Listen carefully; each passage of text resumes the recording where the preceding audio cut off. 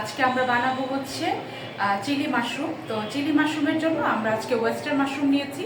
তো চলেন আমরা শুরু করি আজকে চিলি মাশরুম রেসিপি। আচ্ছা, ওয়েস্টার্ন মাশরুমটা আমরা এই যে এরকম করে সুন্দর করে কেটে নিয়েছি। তো ওয়েস্টার্ন মাশরুমটা আমরা এখানে দিয়ে নিব। এটা এখন আমরা ফ্রাই করার জন্য এটাকে ম্যারিনেট করব। তো আমি এখানে 1 কাপের মতো ওয়েস্টার্ন মাশরুম নিয়েছি।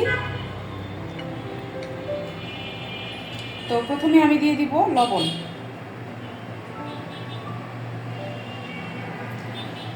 তারপরে আমি এখানে অল্প একটু আদা বাটা,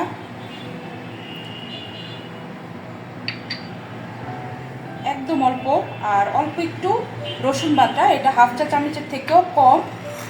তা আমি এটা হাত দিয়ে মাখাবো।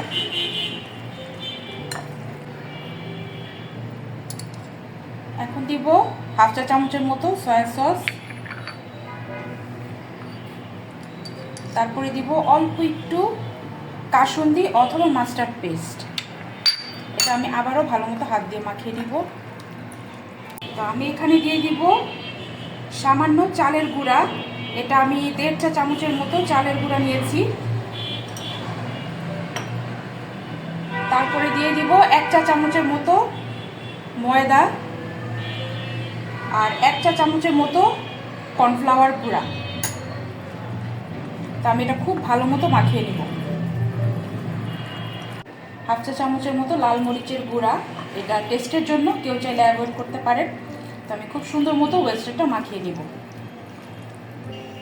আমরা প্যানটা বসিয়ে দিয়েছি, এখন আমরা তেলটা গরম করে নিব। আমরা মাশরুমটা ভাজবো। এখানে আমি এখানে ভাজার জন্য সয়াবিন তেল দিয়ে দিচ্ছি। আমি একটু ডুবা তেলে ভাজবো। তো তেলটা গরম হয়ে গেছে, আমি একটা একটা করে মাশরুমটা দিয়ে দিব তেলের মধ্যে।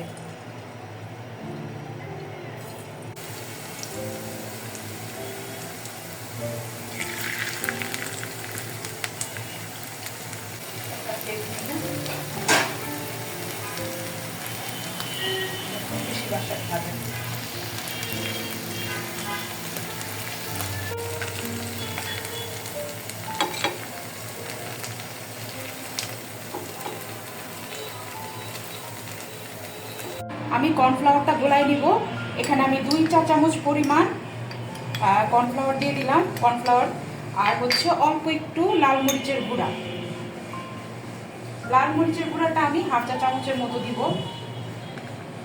এটা শুধুমাত্র কালারের জন্য।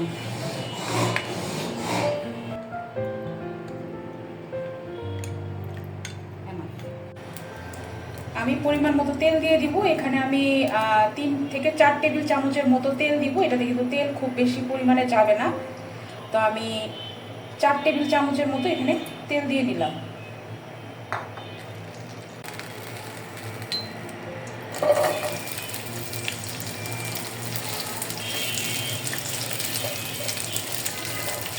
পেঁয়াজগুলো বড় বড় করে কেটেছো না? হ্যাঁ, আমি এটা চার টুকরা করে কিউব করে। কয়টা পেঁয়াজ নিয়েছো এখানে? এখানে বড় বড় 3টা পেঁয়াজের মতো আছে।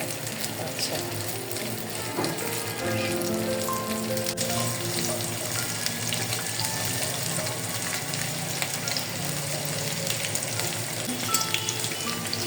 হাফ চা চামচ আদা বাটা, হাফ চা চামচ রসুন বাটা, অল্প একটু 2 চা চামচের মতো সয়া সস।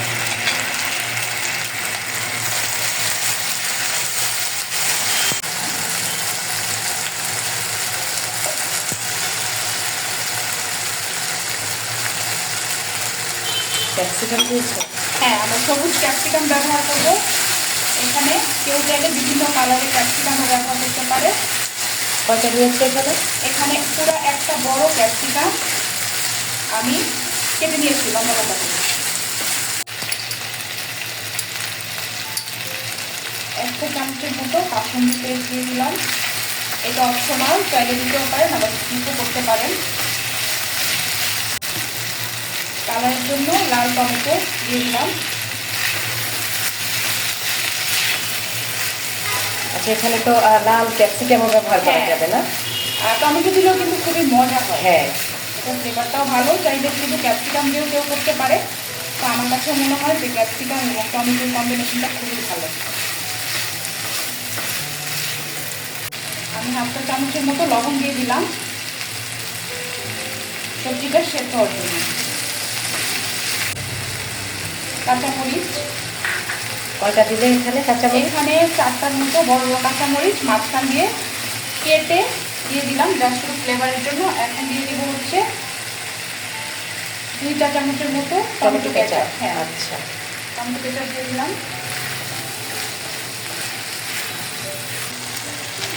মাশরুমটা দিয়ে দিলাম। এই ভেজে রাখা, মাশরুমটা হ্যাঁ ভেজে আমরা ওটা রেখে দিয়েছিলাম, ওটা এখন মিশিয়ে দিব।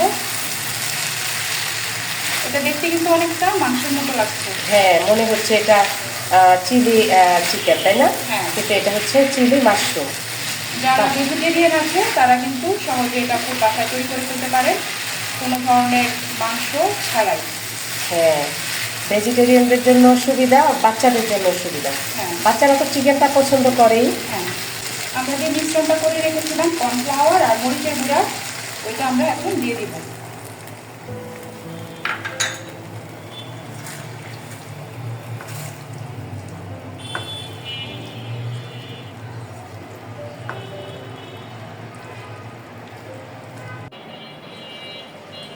আমাদের রান্নাটা কিন্তু কমপ্লিট, আমরা এখন এটা নামায় ফেলবো। আর খুবই সুন্দর একটা কালার আসছে। চুলাটা বন্ধ করে দেই। চলেন আমরা পরিবেশন করি। খুবই সুন্দর একটা গন্ধ বের হচ্ছে।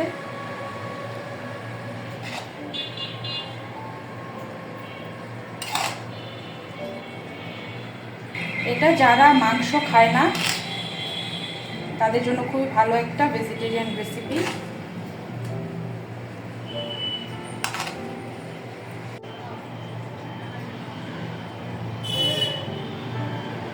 কমপ্লিট তোমার রান্না, তাই না? হ্যাঁ, খুব সুন্দর।